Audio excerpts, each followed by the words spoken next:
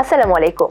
স্বাগত জানাচ্ছি জান্নাতুল Marwa travel and tour নিবেদিত সিআরএস নিউজের আজকের রাতের সংবাদে। সঙ্গে আছি আমি সাবিহা আক্তার। শুরুতেই থাকছে সংবাদ শিরোনাম। 16 ডিসেম্বরকে ভারতের ঐতিহাসিক বিজয় আখ্যান নরেন্দ্র মোদী। নতুন বাংলাদেশের রাজনীতি হবে স্বাধীনতার সার্বভৌমত্বের পক্ষে, বলেছেন জামায়াত আমির।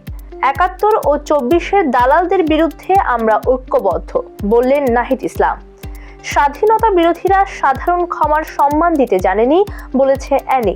বিশ্বকাপ জয়ী অধিনায়কের বিরুদ্ধে তেল চুরির অভিযোগ।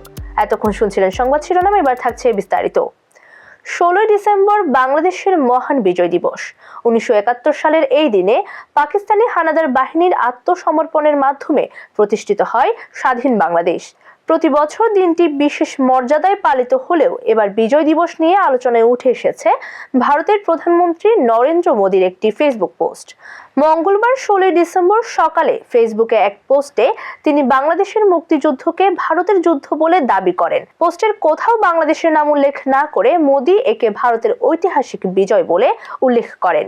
এ নিয়ে ক্ষোভ সৃষ্টি হয়েছে বাংলাদেশের জনমনে। পোস্টের কোথাও বাংলাদেশের নাম উল্লেখ না করে মোদী একে ভারতের ঐতিহাসিক বিজয় বলে উল্লেখ করেন। এ নিয়ে ক্ষোভ সৃষ্টি হয়েছে বাংলাদেশের জনমনে।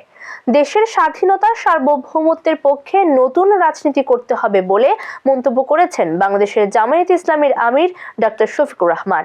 তিনি বলেছেন, অতীতের বস্তাপচা সব রাজনীতিকে পায়ের তলে ফেলে দিতে চায়। সেই রাজনীতি বাংলাদেশে অচল। সেই রাজনীতির পাহারাদারি যারা করবে তারা অচল মালে পরিণত হবে। আজ সকালে যুব র্যালি ম্যারাথন রাজপথের বিজয়ে প্রধান অতিথি হিসেবে উপস্থিত থেকে তিনি এসব কথা বলেন। 71 ও 24-এর দালালদের বিরুদ্ধে আমরা ঐক্যবদ্ধ আছি বলে মন্তব্য করেছেন জাতীয় নাগরিক পার্টির আহ্বায়ক নাহিদ ইসলাম। আজ সকালে জাতীয় স্মৃতিসৌধে জাতির সূর্য সন্তানদের প্রতি শ্রদ্ধার নিবেদন শেষে তিনি বলেন, সামনের বাংলাদেশে আমাদের বিজয় আসবে। সাম্য মানবিক মর্যাদার জন্য 1971-এ বাংলাদেশের অভ্যুদয় হয়েছিল। আমরা স্বাধীন ভূখণ্ড পেলেও সাম্য মানবিক মর্যাদা পাইনি। উপরন্তু ফ্যাসিবাদ কায়েম করা হয়েছিল। সাম্য ও মানবিক মর্যাদা পেতে 71 ও 24-এর দালালদের বিরুদ্ধে আমরা ঐক্যবদ্ধ আছি।